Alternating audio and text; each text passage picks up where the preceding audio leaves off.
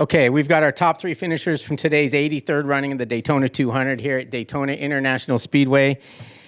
Our winner for a fourth time, Josh Herrin. Second place, Richie Escalante. And third place, Tyler Scott. We'll get started with Tyler. Second last year, third this year, 2 podiums. I know that's not what you wanted, but tell us a little bit about the race. It seemed like things were close. The pit stops went pretty well. And then at some point, Josh just had a little bit extra. Is that kind of how it went down? Oh, yeah, our pit stops were really good. The whole Vision Wheel M4XR Suzuki team did a phenomenal job this weekend getting those dialed in. And honestly, I feel way better than I did last year. I think the gap to first place was a little bit closer. The pace was a little bit better this year. Physically, I feel more fit with the bike going into the MotoAmerica season. I feel really good. I think the bike is 10 times better. Just right there after the second stint, we were actually out ahead of Josh out of the last pit stop there, and I made a few mistakes, hit a false neutral, just some stuff with the shifting, ran wide, and Richie made some mistakes as well, and it kind of bridged the gap for him to just put his head down and do the fast lap times, and it just couldn't catch back up to him. All right, well, thank you. Second place today, Richie Escalante. He was fourth last year, second this year. I know you're frustrated as well a little bit because you want more and you want to win a Daytona 200, and I'm sure at some point you're probably going to get to do that. Again, same question as Tyler. It seemed close, but not quite close enough, and then he was able to put a little more speed through the infield and finally, break the draft. Yes, well, I want to start to say big thanks to my team, Vision William Forester Suzuki, working amazing this winter, also this week. For sure, the bike is much better to compare last year, but for some reason, I don't feel really good during the weekend. I just take time to have confidence with the front feeling, and today I make a big step, and I feel super good, especially with the group in the beginning, and also the team working really good on the pit stop. So. Yeah, same. Like Tyler say, I make a couple mistakes too. So also Josh is super strong this weekend. Not make a mistake, just go forward, and more difficult to stay behind. But really happy to finish on the podium. It's a special weekend, a special race, and I'm happy to finish finally on the podium. But I need to keep working for the future. A couple things still missing, but I'm happy and ready for the back to the Superbike class. All right, thank you very much, and congratulations. Our winner today, Josh Herrin, he made a little history. He's the first person to ever win 3 Daytona 200s in a row, and it's also his 4th Daytona 200 win. One more, and he's tied with Scott Russell and Miguel Duhamel. We talked earlier, I think, on our podcast, and you said that you'd like to win 5 and be tied with those guys, but not necessarily keep winning them, so you're no longer tied with them. But I think you find that is that's showing some respect to those guys that you'd like to be on the list with them. You did a 1:47.879 with 6 laps to go, which is right on lap record pace. Did you know that you were going to be able to do that late in the race? No, for sure not, especially pushing my own wind, and with the way that the chicane is this year, I think it slows us down a couple tenths also. So the guys have redefined that V2 this year. So I think Cam's gonna have a good year on that thing. I'm honestly speechless. I don't really know what to say. Like you said, just being mentioned in the same sentence. I know I said it earlier, but being mentioned in the same sentence as Russell and Duhamel is special. I mean, it's not something that happens all the time. So it's easy to say I want to go and get a bunch more wins, but if I could just, like you said, be cemented in history with those guys, that'd be amazing. Just getting the chance to be able to be on a good enough team to get a win 3 times in a row, and I think. Not only that, but now we also have the record for the longest gap from the first win to the latest win, because last year I tied Duhamel. So now this year we have the biggest gap, I think 14 years now, so it's or 15 years. It just feels so special, and I have so many people on the list to thank. Most importantly, though, is the entire Warhorse, HSPK Racing, Ducati USA team, Economy Lube and Tire, Brew Watchco. I mean, last week I put up a post on Instagram looking for some brands to come in and be a part of our effort. And first person to reach out was Jonathan over at Brew Watch Co. And it means the world to me. It was really cool to get that laid, and I hustled super hard with Chris Cruzel at Drip and Wet to get the stickers done in time. I was putting stickers on yesterday for the final spots on the bike, which was the Binky Bro guys, Jamaica Bearings, and a couple other Watson Services, Elite Seal, just a handful of people that just made this program happen. We were told by a bunch of people coming into this race that they didn't want us racing it, and we kind of just pushed through and did it, and yeah, it couldn't be any more stoked leaving here with 3 wins and a couple new records, for the books, and get to celebrate with my family. This will probably be one of the last races that poor Rachel gets to go to because she's got twins in her belly and she's already ready to pop. So yeah, this has just been an amazing experience, and like I said, I'm just lucky to be able to be in this position to even have a chance at this. So I would have never imagined to get 3 in a row. So thank you to everybody. All right, any questions? Is it okay if I ask in Spanish? Is it okay if I ask in Spanish? Sure. Para Just Richie. don't drop my name in there, so I think you're talking about me. Está bien, pues no voy a decir tu nombre. Richie, habla Josh de poner su nombre junto a grandes campeones como Duhamel, junto a los más grandes del motociclismo estadounidense. Para los mexicanos,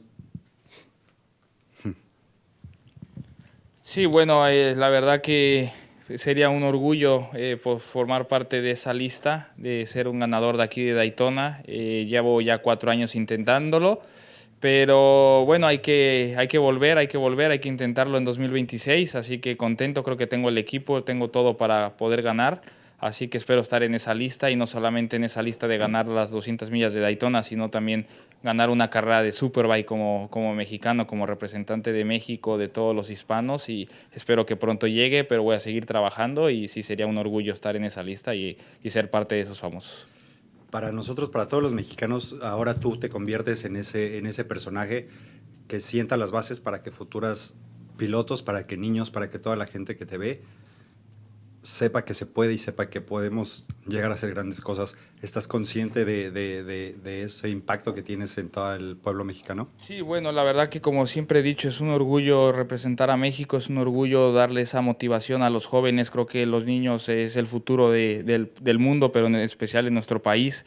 Creo que va a haber bastantes cambios, así que con el Racing by México creo que hay grandes categorías, sobre todo las categorías inferiores, donde pueden empezar todos, pero bueno, que no se den por vencidos, que los sueños se hacen realidad y que trabajando se logran, así que espero que pronto tengamos más representantes y que yo no sea el único. También no soy muy viejo, pero tampoco muy joven, así que espero que pronto tengamos más representantes y pues espero que pronto empiecen en la categoría Junior Cup, que sería lo mejor. A nivel técnico, ver 2 Suzukis en el podio junto a una de las motos más dominantes de los últimos años, ¿cómo ha sido este reto para el equipo y para ambos? Y ahora se lo pregunto a Tyler, el competir con esta moto a este nivel. Sí, la verdad que la categoría Super Sport New Generation es algo diferente. Se pueden competir con más motos. Creo que la Suzuki 750 es muy competitiva. Contento de estar en este equipo, Vision William Forester Suzuki, y contento de tener a tanta gente conmigo, sobre todo Mission Foods, que es mi patrocinador personal, y bueno, a toda la gente, a todos los medios y a todos los que nos apoyan. Muchas gracias. Muchas gracias por todo, Richie.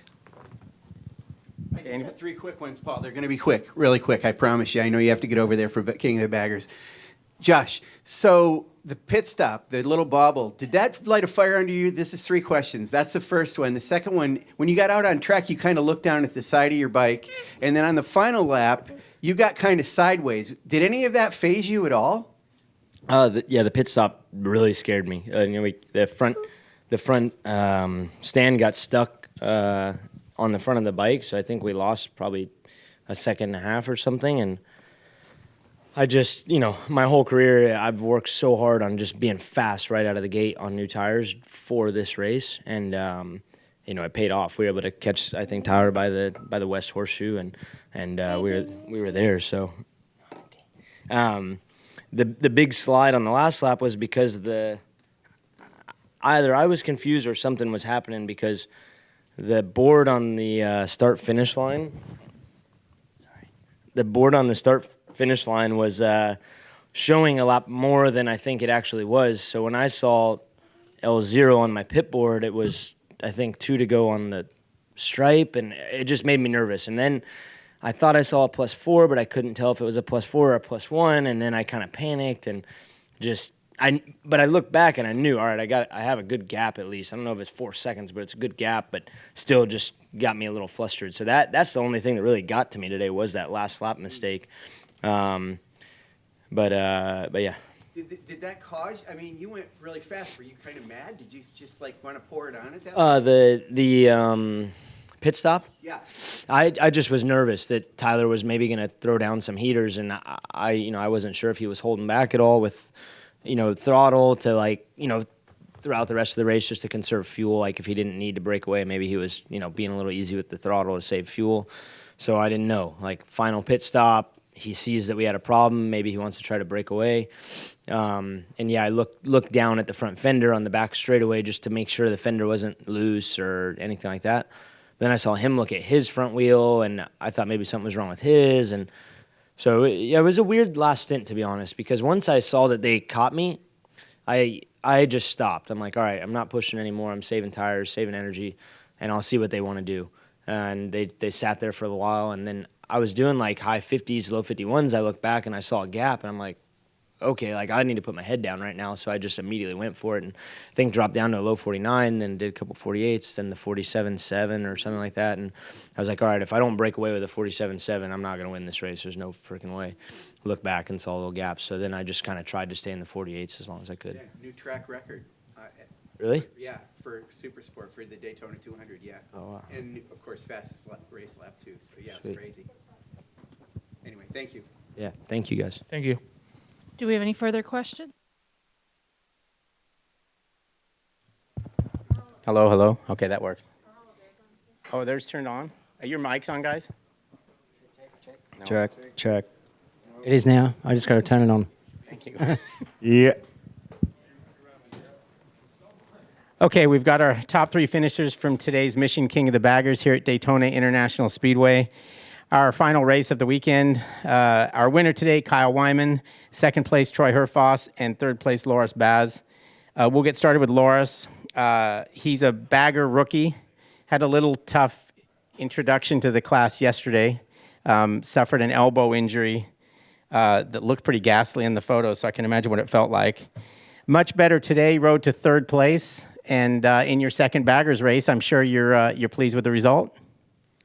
Yeah, I'm pleased, especially that, honestly, that I'm used to race injured. It happened many times in my life, but this morning after the warm-up, I didn't feel great, and I was really struggling to ride. So, yeah, I'm happy to be here. I want to thank, first of all, the doctor, Carl, that did a really good job yesterday, closing that big hole in my elbow and giving me some painkillers and the right things to be able to race today. So big thanks to him. That's the most important. Then, yeah, of course, it's a new challenge for me. A lot of people doesn't understand why I came here, but I came here because I love racing bike. I love battling on tracks. I've dreamed all my life to race in Daytona. So, I just love racing bikes, and I want to thank Indian Motorcycle that gave me the opportunity to finally race in Daytona. I've been waiting this since 15 years. So I'm really happy. I had fun today. It was a bit harder for us today than the rest of the weekend. The guys had to rebuild the full bike yesterday after the big crash in turn 1. There was some little things on the bike that were a little bit slower than yesterday. I felt like I was missing a bit of top speed compared to yesterday. But I enjoyed a lot, and I knew they were going to play in the last 2 laps and didn't want to lead into the last corner. So I was like, maybe with a bit of luck, I can just be right where I need. But it was not enough. So yeah, just happy that I can thanks Gary, all the guys in Indian Motorcycle, all the sponsors that with this podium, it was a tough start for all of us yesterday. And the wrecking crew is here. Second, third, and fourth is not what we wanted. But that guy here is like Josh Herring that I want to congratulate as well. They are the king of Daytona, and luckily we don't do the full season here. So I'm looking forward for the next races, and it's just the beginning. I'm getting used to those bikes, and I have a lot of fun riding them. All right, thank you. Second place today, Troy Herfoss.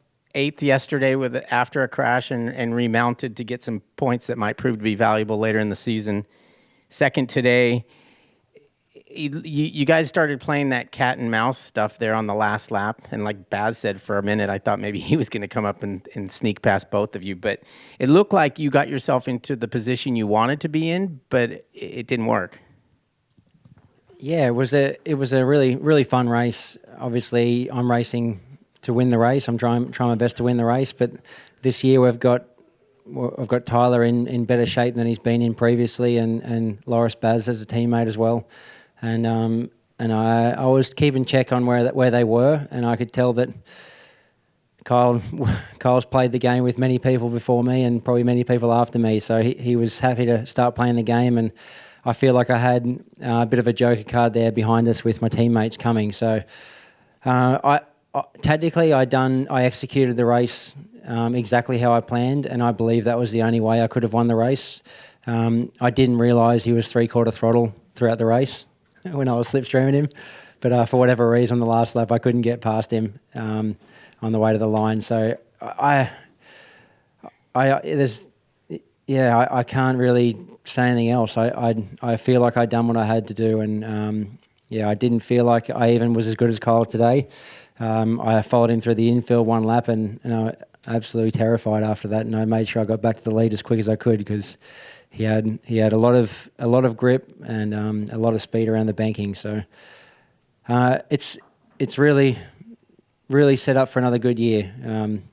I enjoyed the battle. Like aside from everything, I really enjoyed racing with Kyle again today. And I was hoping they might have had a bit of a rest in the off season, but it looks like they've been working just as hard as us. So really proud of my Indian Motorcycles racing team.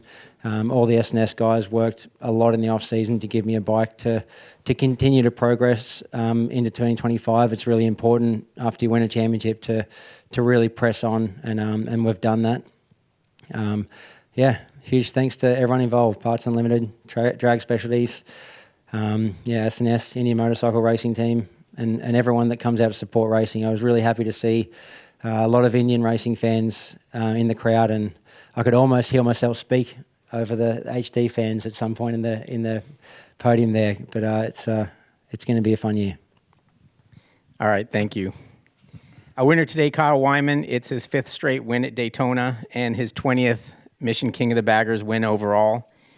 The cat and mouse thing, Kyle, did you think you'd maybe bit off a little bit more than you could chew by leading out of the chicane, or were you confident with what you had? I was confident because all 5 of these wins I led out of the chicane. Even the 200, 2 out of 3 of the XR wins I led out of the chicane. So, it's not all that everybody kind of worries about. It's how you get around the banking, how you place yourself, how you use the banking to your advantage to get a better run when the track flattens out. There's a lot of things that I've learned over the course of 16 years coming here, and then flat track before that, drafting on the miles, and it's definitely my element. So it was super fun. I mean, just the game of it's 8 laps. We're kind of just waiting until the last lap, trying to figure out where each of us are going to try to do what. And I think we both tried to bite off a lap at one point or another and realized that nobody was really going to get away. So a new tire conservation was going to be a big deal. Tried to really chill out in the first half of the race, try to leave a little bit for the end, and worked out. Okay, any questions? Thanks. Kyle, I'm going to ask these other guys questions because I asked you all the questions yesterday. So, Loris, I want to just ask you about your elbow. So, how many stitches do you have in it, and do you know what caused the laceration? Did you hit it on something in that wreck? No, honestly, it's not like everybody thought the leather open or something. Right. It's just not that. It's just the impact on the floor that made the elbow explode inside the leather, But I didn't realize until I went back to the box. I watched the old race in turn 1, came back on the box behind Troy, and took out my leather. And when I saw my crew chief's face, I realized something was wrong, and then was bleeding a lot. And I I mean, I've pain everywhere. It was big impact. Like, it doesn't seem like it's a big crash on the TV, but I didn't have big one like that in a long time. I think next year I'm just not gonna do the first race of the year. Last year I had a big crash with Richie after the checkered flag in Atlanta. I broke my foot, and this year I didn't break anything, but I think it's even worse. So yeah, next year I'm just starting a race too early, and I will watch the guys from the side of the track and race one. Okay. Hey, Troy, welcome back. I haven't talked to you, so good to see you again. Nice hey, to see you too. Yeah, so last year was your first Daytona. This one is your second. Was it any easier? Was it different? Same thing? What was it for you? It was, it was a lot of the same. Come down to a tactical battle with Kyle and I. I definitely, like last year, I was given a good report card as such last year, being my first time and that kind of thing, and everyone was very happy. But really, when I went home and thought about it, I made a meal of both races. The first race, I tactically made a mistake, couldn't get past Kyle on the way to the line, and the second race, I tried to go for broke and overshot the chicane and ended up with the same outcome.